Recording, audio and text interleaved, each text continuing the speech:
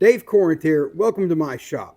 Last weekend, I went to an antique mall in Boaz, Kentucky, and I picked up not one, but two Disston saws.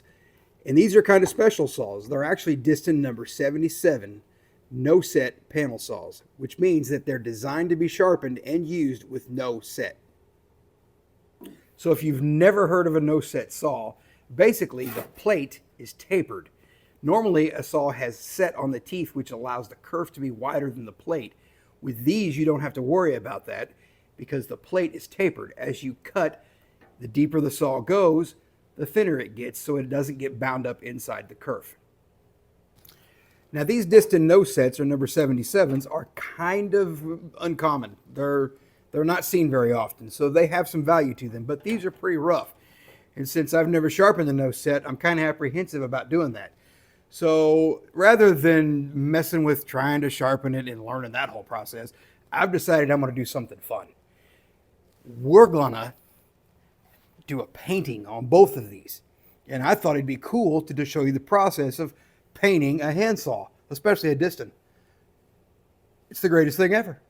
You could put a barn scene on it. I mean, I was thinking maybe like an old barn with an abandoned truck in the middle of a field, something like that. No, I'm not going to paint these. That'd be stupid. Plus, you guys would probably all unsubscribe to me. I'd never be able to put a video out ever again, especially on something that's somewhat rare like this. So I am going to sharpen these, and since I've never done it, it's going to be a learning experience, and you get to learn with me.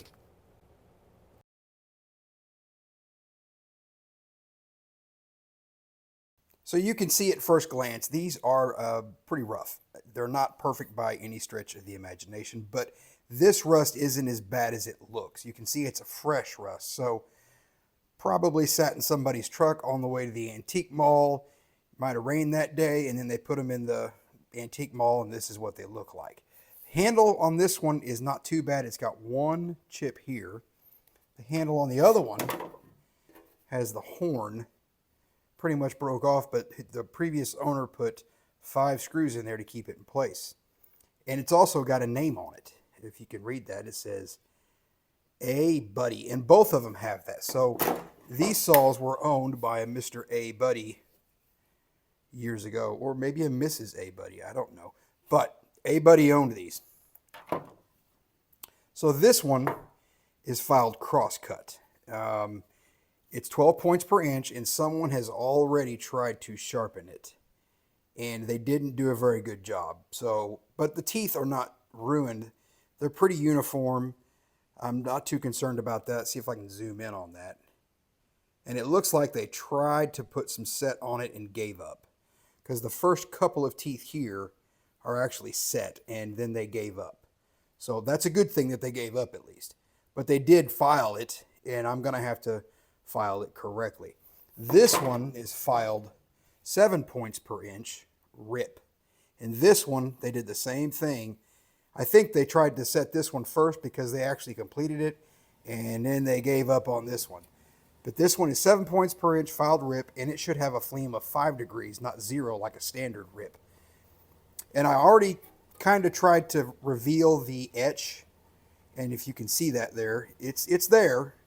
There's the words mechanics own, ground for clearance, high temper, do not set. And then over here it says, of course, Disston and Sons, yada, yada, yada. And then right, see if I can get in close on this, right there is the 77, if you can see that. Now the older ones say for mechanics, not butchers, but not these, unfortunately. So to get these saws cleaned up, I have to remove the plate from the handle. And this is going to be a trick because you can see on this saw, the medallion is, you can see that or not, but it's actually a little bit below the wood right here. That's going to be trick not to chip that handle. And then on this side, if you can see this from the glare, these nuts have actually been tightened so much they've actually pushed the wood down, and there's a little bit of a dip there. So I'm hoping that when I take these off, it does not chip the handle. Once I get the handle off, then I can clean the plate.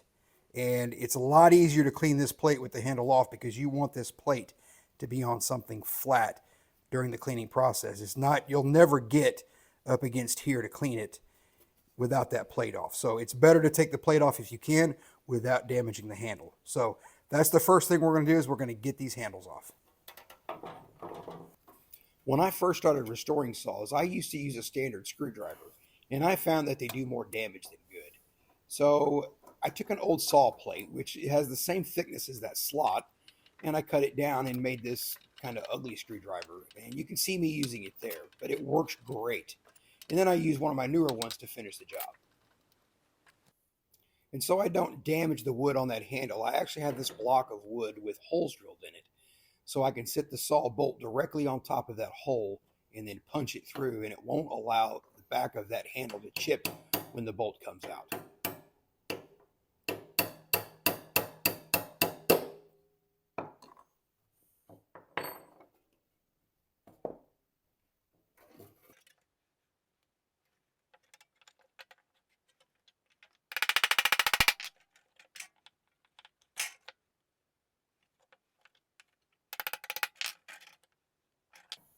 And for the medallion, I have a larger hole, this one being 13/16 to fit that medallion. And I simply line it up over that hole and punch it through. This prevents chipping of that wood on the back side.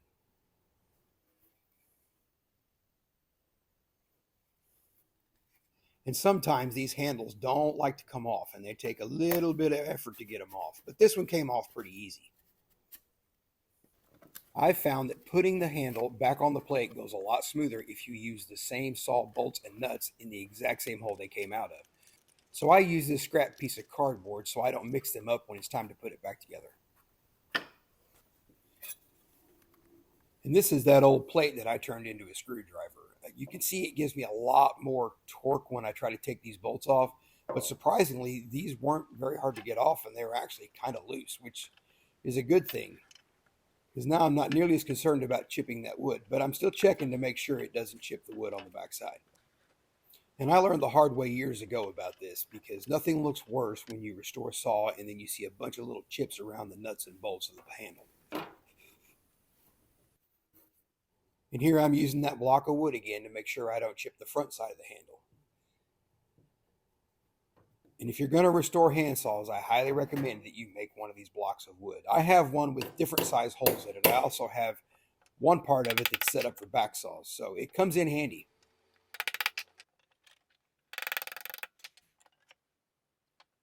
And again, these handles can be cantankerous when you try to take them off, and this is one of those. It just did not want to come off, and the reason why is because it looks like it was double punched at the factory. You can see it has two sets of holes. It looks like this was done at the factory, but maybe he had the handle replaced at some point. Now I do have to remove the set off of the rip saw, so to do this, I pick the heaviest file that I have, and I let the weight of the file run down those teeth, filing them flat with the plate, making sure not to roll that file over and thin the edge of it. Thankfully, the previous owner didn't put much set in it, so it didn't take much to knock these teeth down. Just a few passes. And here you can clearly see where those teeth were set. The shiny ones were set this side of the plate, and the darker ones were set out to the other side of the plate. Cleaning the plate of a saw is by far the worst part of restoring a saw. It is labor intensive and it's messy. And there are a couple of do's and don'ts. So first I'm going to go over the do's. Do put the plate on something flat, and you can see I have it on a flat board here. And do use a sanding block. For sure, it makes the plate look a lot better. If you do it with your fingers on a piece of sandpaper, wherever your fingers press down, you'll see shinier spots. So having a sanding block makes it look a lot better. And you always want to go along the length of the plate. Don't go in a circular motion. Don't go up and down. Go the length of the plate. And time is part of it. You're just going to have to keep sanding and sanding until you get it where you want it. I always start off with 600, go to 1,000, and then finish it at 1,500. And now for the don'ts. Don't use a palm sander. One of the worst things you could ever see on a saw plate is when you pick one up and you see a whole bunch of little swirly marks from palm sander that someone used on it, that makes a saw plate look awful. And having that sanding block also helps you kind of save the edge by not digging into the edge. So that makes the edge come out a lot better. Another don't is don't use vinegar. I am not a fan of vinegar on saw plates, or any antique tool for that matter. The vinegar will make the plate look awful. It'll give it a dull gray appearance instead of that nice shiny appearance. And after about 45 minutes on both plates, this is the result. And I'm very happy with it. It's still going to have some dark spots, but that's just part of having an antique tool. Patina is one of the things you have to put up with when you're using these old tools. And I kind of like the patina. And the etch on the rip is a lot stronger than the etch on the crosscut. On the crosscut, you can barely make out the edge. It's visible to the naked eye and it's easier to see in person, but it's just not a strong edge. Whereas the etch on the rip saw is a lot stronger. And I ended up finding where it says 12 points on the crosscut. But there isn't a number visible on the rip, even though I know it's 7 points per inch.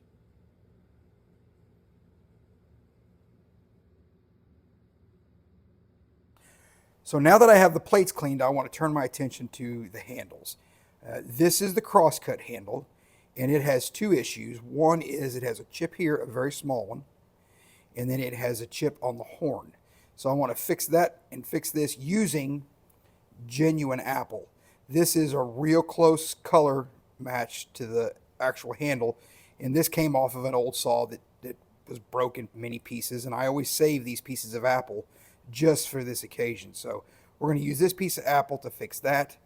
And on the rip saw, you can see that the horn was completely ripped off. It's got 4 screws that hold it in place on the top. One of them steel, the rest of them are brass. But I am going to keep this horn. I think that's, again, part of the saw's history, and I don't want to put a brand new horn on. I just want to reattach this one. Other than that, that's all I'm going to do to this one. This one has lots of patina, and I like that. So let's get to fixing this horn, and that chip.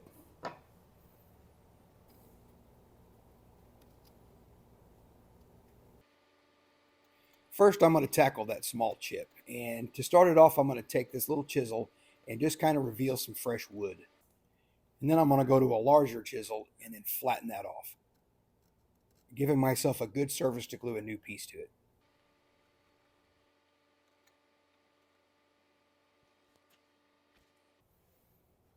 And since this is such a small piece and it would be awkward to clamp it, I'm going to try something new. I'm going to use superglue with an accelerator.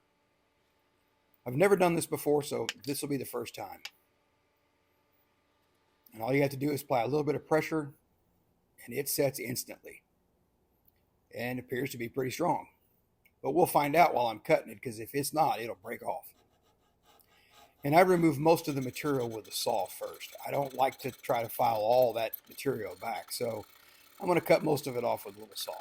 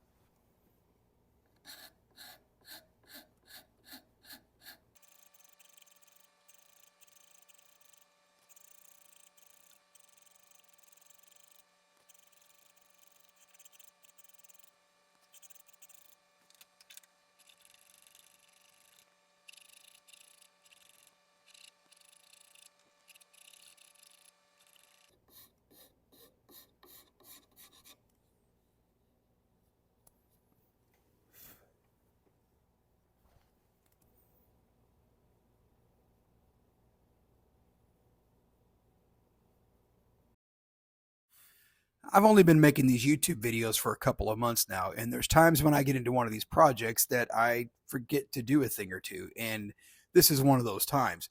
I turned the camera on, but I forgot to turn the microphone on, so there's going to be a little bit of an awkward silence in the background, and for that, I apologize.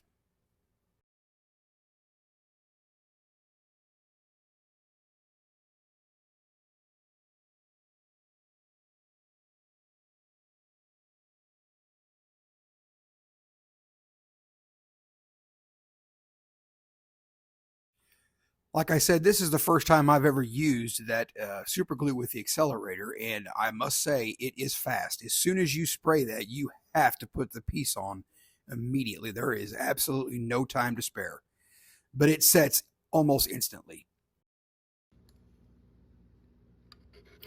And once again, I'm using this saw to remove most of the material prior to filing.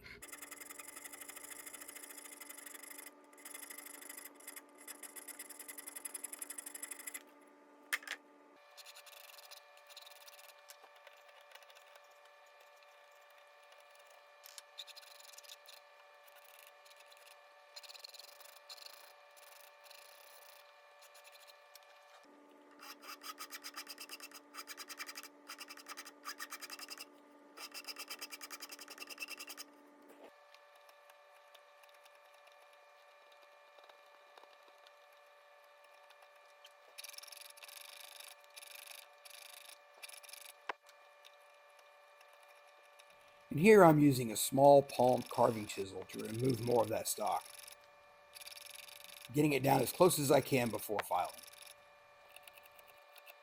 The little set of palm chisels I have were made by Miller's Falls, and they are handy for small work like this.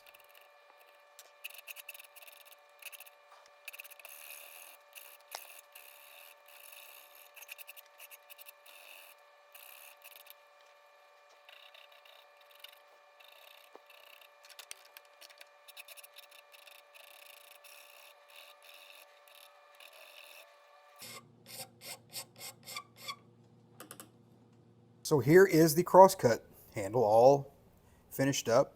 Um, this one turned out good. It's a lot lighter, but not much you can do about that. And then of course this one, that's the first time I've ever used that glue like that. And I'll be honest with you, it's fast setting and it is strong, but I don't like the darker color that it leaves. That I'm not fond of, but that's okay. It'll work. I mean, that looks, if I had one to compare it to, I'd show you, but this isn't exactly a good, yeah, maybe. Not bad. So, now we're going to fix this one.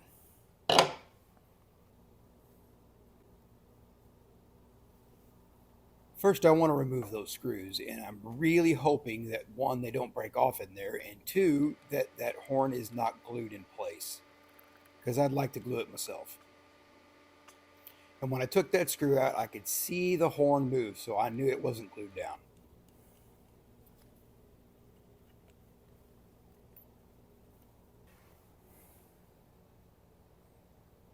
And since the horn is going to be susceptible to more stress, I'm going to use traditional wood glue and do it the old-fashioned way.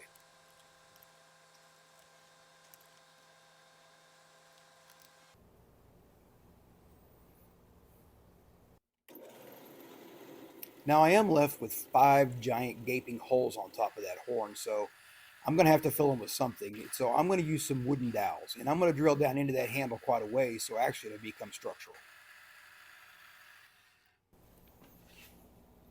I had some walnut dowels left over from a mortise and tenon job that I did a while back, so I'm going to use some of those to fill these holes.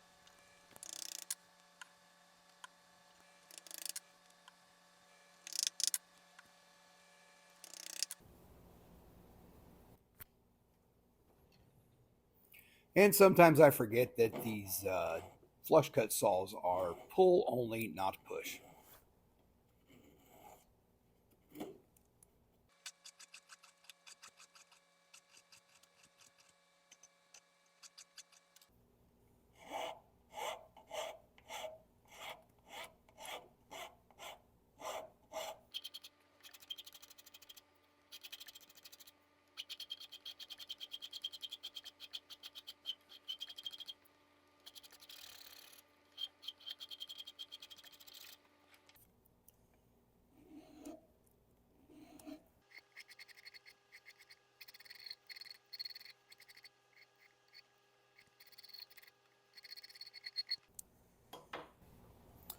So here's the result. 5 walnut dowels, and that's not coming off. I wasn't worried about this transition. It didn't fit perfect to begin with, which is why these dowels kind of helped out. If I would have put a new horn, I would have made that flat and made sure it had a good seat, but This is original wood, so it is what it is. But I like the way that looks. It's different. It's going to have some color right here, and I'm very happy with that. I went ahead and sanded it and then just kind of feathered this in and then took some 4/0 steel wool and did the same thing with the crosscut. It has the same treatment. A little bit of sanding and some 4/0 steel wool. And then I started playing with some stains to get this color back. And this one is early American. This little corner here is provincial. And this, don't ask me how, but it says it's ebony. And here's the pin. But I don't know if I buy that that's ebony, but we'll go with it. But you can see the color is not too bad. So what I'm going to do is I'm going to play with this pen in some of these spots that I've hit with the sandpaper and just try to blend that in and get it back to looking a little bit more antique, especially on, you know, this little corner here and where I put this new patch in over here. So bear with me. Let's see how this works.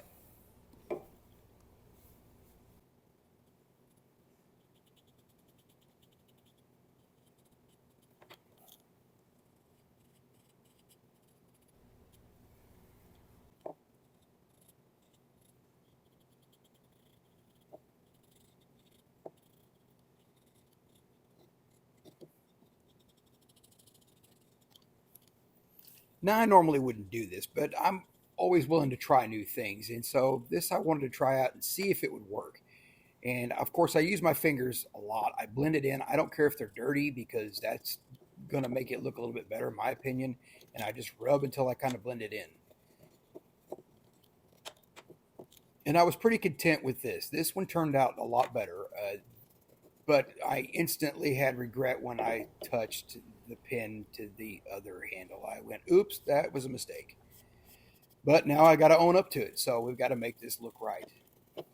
And so lots of rubbing and moving around and getting it to where it looks something like it should.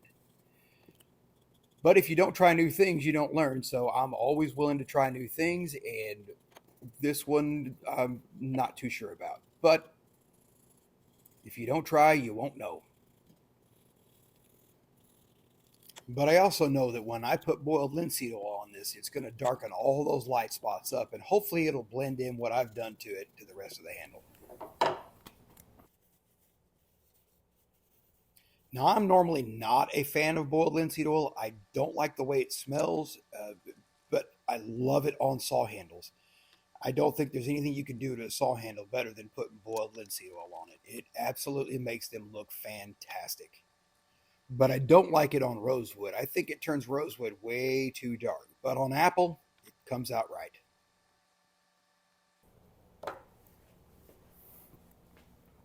So after the boiled linseed oil has sat, I must say I like the way these turned out. You can still see the repair there and there, but it's a repair. I'm not trying to hide it totally. I think it turned out great.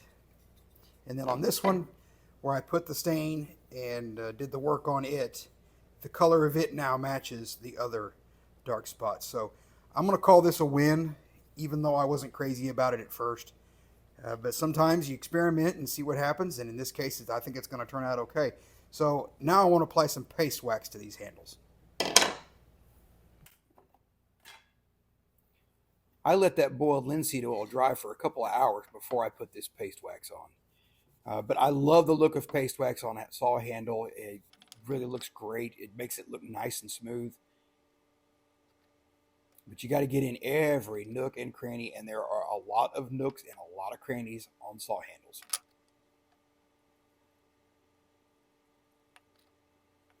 And when I applied the wax to this handle, the one that I thought that I ruined, boy, it really turned out great. So I could not be happier with the way these two handles turned out.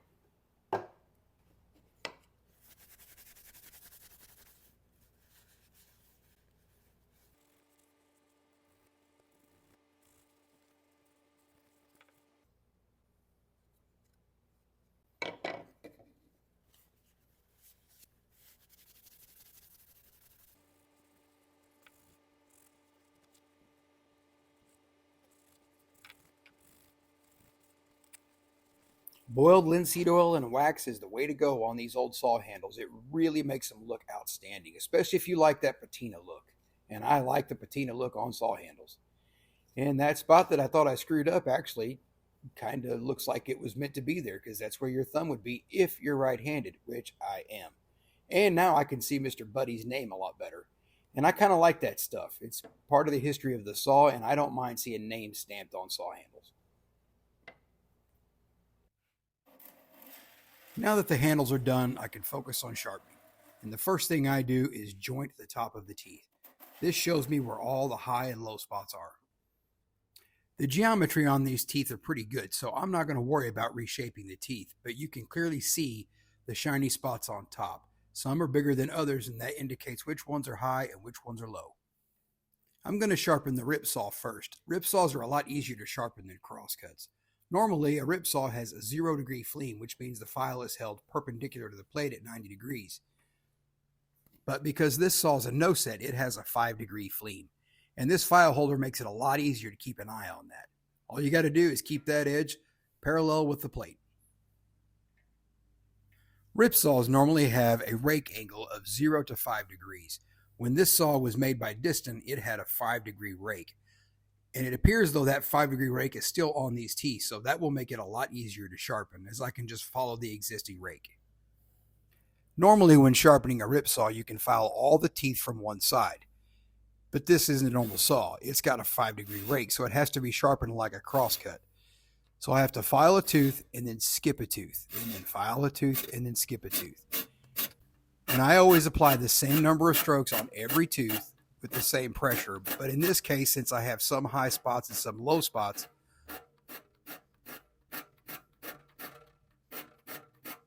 on the high spots, I'll apply a little bit more pressure, and on the low spots, I'll apply less pressure. And if you're wondering what that weird sound is in the background, that would be my 15-year-old son mowing the yard. He's out there on the 0 turn mowing the yard, so I don't have to. Hey, free labor is free labor. Once I filed all the teeth on one side, I flipped the saw around and then came from the other direction, readjusted that file holder, and then did the whole process over again. Oh, and my son actually enjoys mowing the yard, so I'm not making him do it. I couldn't get him off that lawnmower if I wanted to right now. And this is the result after hitting those teeth with 4 passes of the file on each one. You can see there's no more high spots, and the geometry looks good.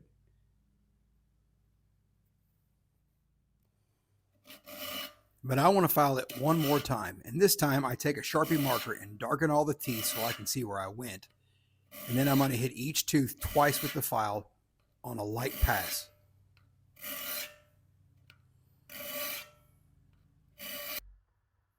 And this is the final result. I wish I could zoom in closer, but my current camera won't go any closer than that. Now I've got to knock off the burrs left from the filing. And to do this, I use a hard oil stone. This is one that was used to sharpen straight knives from a barber, but it works perfect for honing the teeth on a saw. Just a few passes, lightly, not putting much pressure on it, knocks those burrs off. And now it's time to sharpen the crosscut. Joining is the same process as used on the rip. I'm just trying to expose any high and low spots. Now this is where this saw is a whole lot different. Normally, I'll sharpen a saw with 20 or 25 degrees of fleam, but this one gets 45 degrees. And you can see as I move this over how steep that angle is. That is one steep angle. So it's going to be a challenge. And I've never done this before, so bear with me. Just like the rip saw, I'm going to hit each tooth, skipping every other one, with the same number of strokes and the same pressure. But since these are smaller and they're harder to see, I've got to constantly check to make sure I'm on the right tooth. As this process played out, I found out I couldn't stand in front of the saw and do this side with my right hand. I had to stand behind it, and that made it a lot more difficult. And it took me a long time to file this one side. The other side was a lot easier. It didn't take nearly as long to file it, but I'm right-handed, and I always want to hold that file with my right hand. And this ended up being a challenge, especially as you move that plate down and it starts to stick out further. Now this side was the easy side because I could keep my right hand in front of the plate. And this is the result after one pass hitting each tooth 4 times. And the geometry looks pretty consistent. But unlike the rip saw, this side took a long time. It took 45 minutes to file those teeth down. And because the steel on these plates is harder, it was not as easy to file as a normal saw. It wasn't quite as smooth. And just like the rip, I got to remove the burrs once I'm done. Now I do want to clean the nuts and bolts up a little bit, especially on the nuts where the slot is, because that gets dirt and debris and all kinds of gunk in there. And to do that, I use a toothpick. I don't like to use anything metal because it'll scratch that brass. A toothpick works great at this. You just got to get in there and get all that grime out.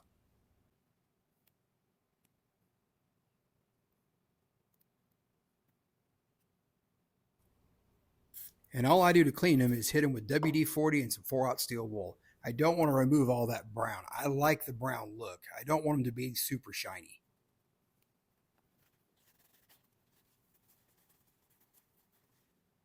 And that's the look I'm after. The medallion gets the same treatment. All I'm going to do is hit it with some 4/0 steel wool and some of that WD-40. Just so I can read it. Now the handle goes on a whole lot easier because while I had the plate off, I took a file and knocked those burrs off that were left from the factory when they punched those holes. But the trick is you got to line those holes up right where they used to be. Then I put the bolt in the hole and kind of wiggle the handle around a little bit until I feel it drop inside that hole.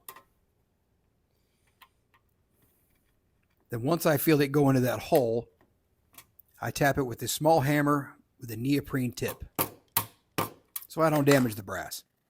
And I repeat the same process on each one. And I always clock the medallion so that you can read it. So Disston & Sons is on top and Philadelphia's on bottom.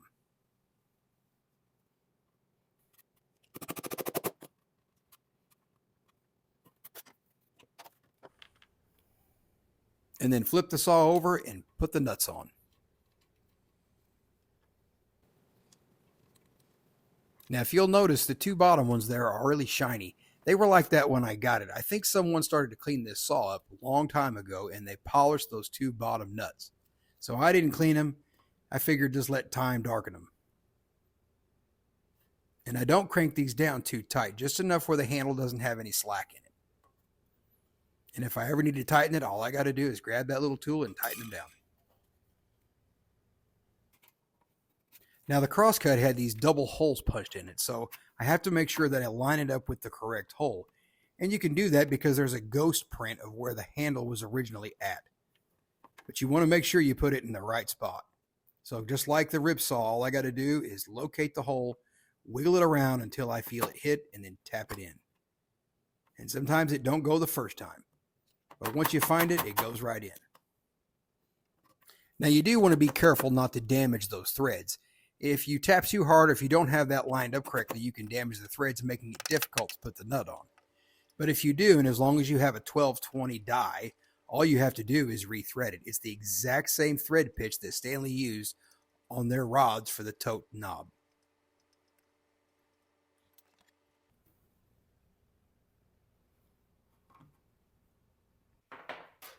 Since the fleam angle on these teeth have been radically changed from 20 degrees to 45, I'm not expecting this first cut to go perfect.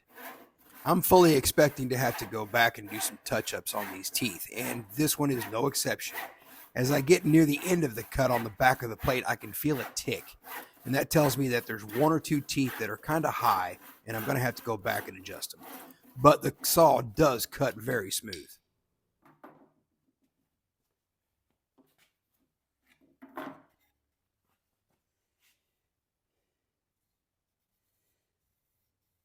And to the touch, that is a very smooth cut. And now it's time to test the rip, just to see how good it cuts. And again, I'm not applying much pressure. I'm letting the weight of that saw do the work, and you can see it is absolutely slicing through that. Now this is softwood, so that's not too impressive, but that saw does a good job. Well, I'm happy with the way these two saws turned out. That's the first time I've ever sharpened a no set, and I must say it was a challenge. The grip was just like sharpening a crosscut because of that 5-degree flame, and the crosscut was an absolute nightmare because of that 45-degree flame. That is something that I'm not used to, and it was easy when using my right hand, difficult when using my left hand. So that was definitely a challenge, and I'm not 100% happy with the way it turned out, but it works. So I'll probably tackle it again at a later date, but for now, I'm just going to use it like it is. So thank you for watching. Comment, like, and subscribe, and I'll make more.